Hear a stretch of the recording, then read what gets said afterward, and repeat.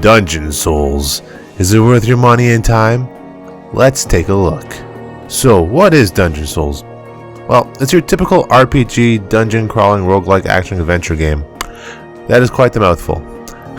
You get to choose from 3 heroes when you start: Barbarian, Archer, and Thief. Each hero having different traits than the others. For example, the Barbarian has a larger health pool and stronger power, Thief is faster and has a higher crit, and Archer is more accurate and can shoot multiple arrows. Now there are other heroes you can unlock, which you can do by defeating bosses, killing enemies, and other things. The gameplay is straightforward. It drops you in the dungeon at level 1, and the objective is to explore, collect loot, and slay monsters. You collect experience, which is used for leveling your character, which will in turn give you access to new abilities. Choosing from 3 abilities, you can choose to level up each one if you want, or if you're content with just 2, level up those 2, or just 1 if you want. The higher one ability level is, the easier it is to mow down enemies. I'll show you one example. With the Barbarian, I chose just to level up an ability called Rage Shout Attack, which makes your swing go so fast you're just fucking obliterating anything that comes close to you. You also get points each level, so you can level up the amount of damage you do, or if you want more defense, magic, etc. In order to move on to the next dungeon, you must unlock these marks that are scattered all around the dungeon. When you open one, hordes of monsters come crawling out of hell, ready to rip your ass apart. The numbers of marks depend on the dungeon that is generated, and each dungeon is procedurally generated. Once all marks are open, you have a short amount of time to make it to the portal that you open, that leads to the next dungeon. But above is a timer for the Redeemer.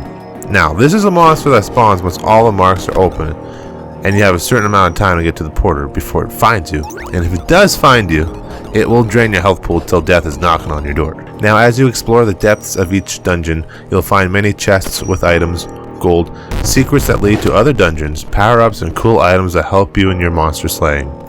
Like example, spike balls that deal damage, or eyeballs that fire lasers. There is also a shop that holds up to 3 random items, which you use your gold to buy. It comes in handy if you need health or a quick power-up. The farther you progress, the more difficult the dungeons and enemies become. But as you level, the game's difficulty does scale pretty good with your character's level. So it feels challenging, but not to the point where you want to smash your keyboard.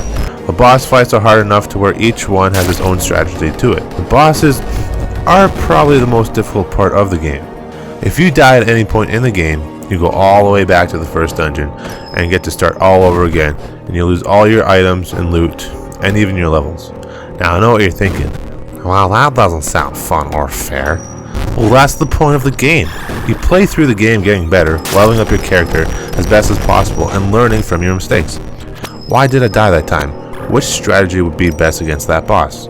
And when you do figure out why you died and you overcome that, it feels so rewarding, especially after killing a boss you've been stuck on for some time. You'll jump for joy and be happy as ass when you collect all the loot the boss drops. The farther you get, the more of a chance you have of unlocking a new character, or getting your rank up for that character you're playing, or even finding better and cool items. Just the way the game is designed, it makes you feel like you're always working towards something. It just makes you feel rewarded. Like I said previously, there are ranks you can level up, new difficulties to unlock if you want more of a challenge. But hey, is there a multiplayer? I'm guessing you guys are wondering that. Well, I'm glad you guys asked. No. But in the future updates, they did say they will be adding a multiplayer. Now I'm guessing it might be online matchmaking, or even being able to play with your friends on Steam. If they do, this will add just another element to the game, which I look forward to. So now comes the question, should I buy this game or wait for a sale? Or even blacklist it? Well, for $10.99 on Steam, honestly, yes. Buy this game. Dungeon Souls has a lot of depth to it. Many unlockables, great loot, very fun and rewarding. It's challenging enough to where you don't feel like you're running headfirst into a brick wall all the time. It's probably one of the best 8-bit dungeon games I've played in a very long time. And with future updates, they'll just be adding more stuff to the game, which makes it that much more better. If you enjoyed the video and you want to help support the channel, hit that subscribe button. It helps more than you know. And as always, I'll see you guys in the next video.